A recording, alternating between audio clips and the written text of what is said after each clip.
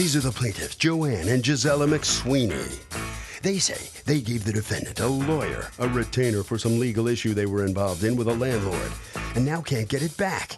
He did no work for them, was told the unused portion of the retainer was returnable, and since he did nothing, the unused portion of the retainer is the full amount. They're suing for $2,000, the amount they're owed.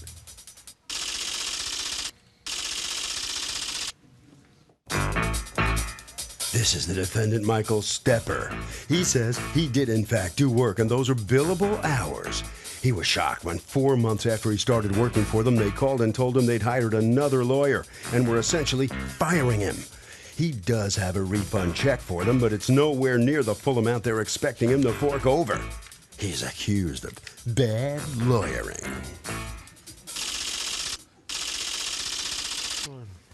Okay, Joanne McSweeney and Gisela McSweeney, you are suing your former lawyer, Michael Stepper, for $2,000, a retainer that you paid to him, of which he, according to you, he has not refunded a penny, and you want those $2,000 back. Tell me what's going on. Yeah, I hired Michael on the 4th of March, 2009, to be my attorney. And I signed a retainer. To be your attorney on what? On a lease dispute. What was the lease dispute? Oh, that I am illegally subletting the apartment. The landlord is accusing you of illegally subletting the apartment to someone else? To my daughter. Oh, to your daughter. Okay. All right. So I hired Mr. Stepper.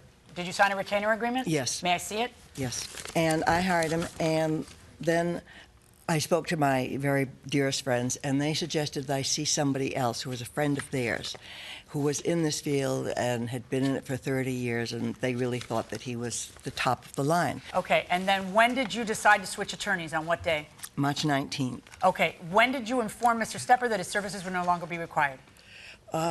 Probably a couple of weeks after that. Why'd you wait so long? Why didn't you just call him right away? Because he had been very nice on the initial visit. So I said, well, I like to do things face-to-face and not through the telephone. Okay. So I went to his office, and he came to the door, and I said, Michael, I said, I want to tell you that I have decided I am going to go with the other lawyer, and I just wanted to come and tell you in person. We're standing in the doorway. And he just said, leave. Just get out of here and don't come back. Oh. So I said, okay. So much for civility. Right. Okay. Exactly. Did you ever see any of the $2,000? Never. Did your lawyer the new lawyer that you hired then sends out a letter to him saying, please refund their retainer. I'm going to be the lawyer. You don't need to do anything. And do you know if he ever sees any of that money? No. Okay. What's going on? Judge, they retained me on March 4th, 2009 for a very difficult landlord-tenant problem. Very clearly and openly. How long did you guys meet for that first day on March 4th? It's on my bill. By the way, your bill is a bill that you sent to them in July, right? Well, the story they just said was very inaccurate. They terminated my services in June. I asked a very clear question. Yes. Did you ever send a bill before July? No, I sent them the bill in July. Okay, so you did not send them a statement every month documenting how much of the $2,000 had been eaten up, or you didn't send it in March. Well, is it accurate that she told you she wouldn't need you after March 19th? No, she told me in June. Oh, okay. Absolutely. And there's nothing in writing to document when you told him to stop working on this case, that he's not the lawyer. There is. What is it? It's a letter I received from her new lawyer saying, dated June 25th, 2009, saying they want a refund of the unused portion of the retainer. That's how you learned that you were no longer the lawyer? She called me on or about the same time, all right? I'm sorry, you know something? She didn't call me. What happens is, I'm practicing almost 30 years. I've never seen it before. They show up without appointments, without any advance notice, all right?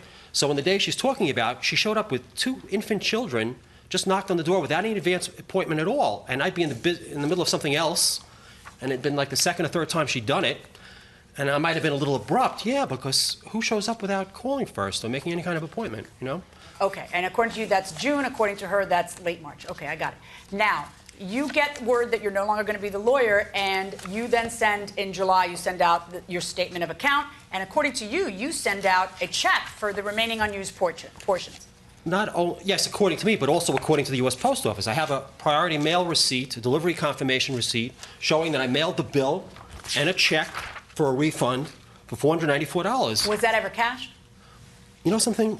I can't check anymore because too many months have gone by. You know, I didn't hear from them for 10 months. Come on, lawyer up, man. You can't check if you can't figure out if a check was cashed. Are you serious? Come on. I'll tell you something. I had thought this was over 10 months ago. Do you know that I didn't hear a word from them for 10 months? I understand, but I'm getting a little bit insulted because you agreed to come in this forum to have this case resolved in the People's Court, and you couldn't go find me proof that the $469, so no matter what I decide here, I need to know if they cashed that check or didn't. That's pretty important. Judge, and you're telling me it's too late, you can't figure it out? Judge, you know, I'm busy every day, you know, of my life.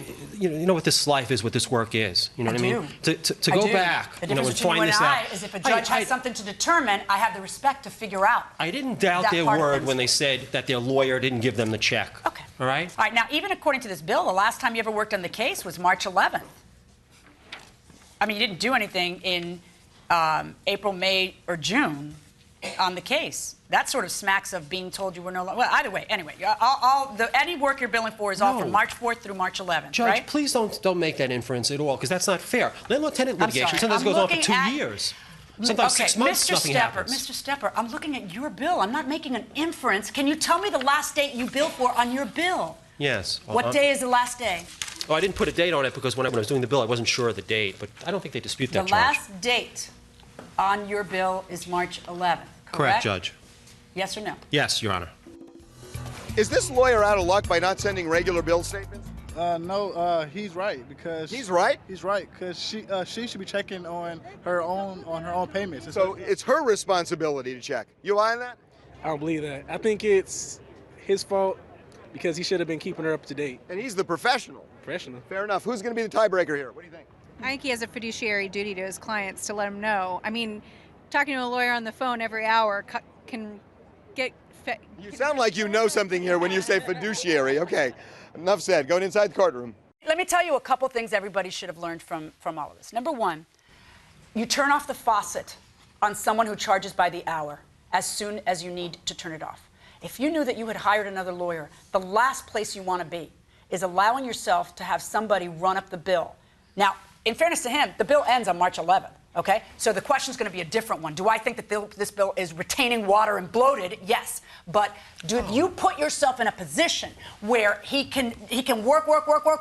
Yes. And people in your position should not do that. What you need to do is send a written correspondence through email or otherwise where you can have proof of it saying, stop the clock when somebody is hired to work on a clock. Do you understand that? Yes, I do. Okay, well, you didn't do that, so let's start with that. Okay.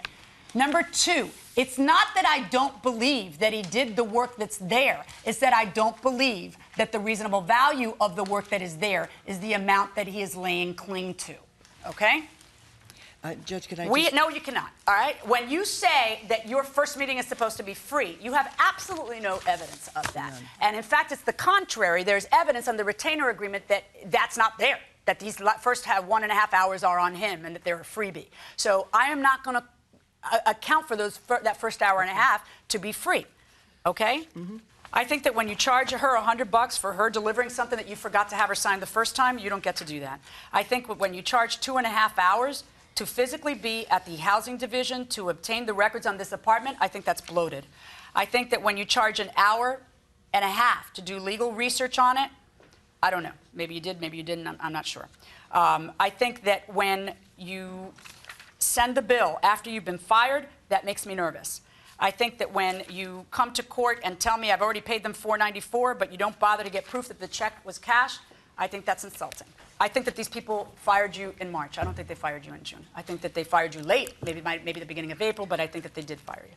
I think she let it go too long, but I don't think she let it go 2.5 months, okay? Not when she retained the other guy in March. That's ridiculous, all right? In any event, it doesn't really matter because you didn't work and you didn't bill for April, May, June, or July. So you didn't spend 4 months, 5 months working on a case. You spent 2 weeks. Here's my ruling, and I don't want to hear another word, okay? I find that you are entitled to keep 5 hours of the $200 an hour. That's $1,000. I'm going to order you to return $1,000 to the plaintiff. That's my judgment.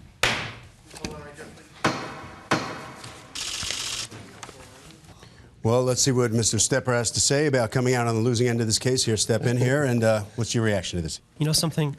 Unless you really do the work, all right, you don't understand what it's like to stand in those shoes. For instance, when she looks at the predicate notice and say, I charged We an hour. don't have a lot of time out here, by the way. And she says I charged an hour for reviewing it. She doesn't know that what you do is you take the statute book out, you look at the statutes referred to it. You going to change anything about the way you do business? Let's say the way you keep records, the way keeping notes on meetings that you could show as evidence, or any of that stuff?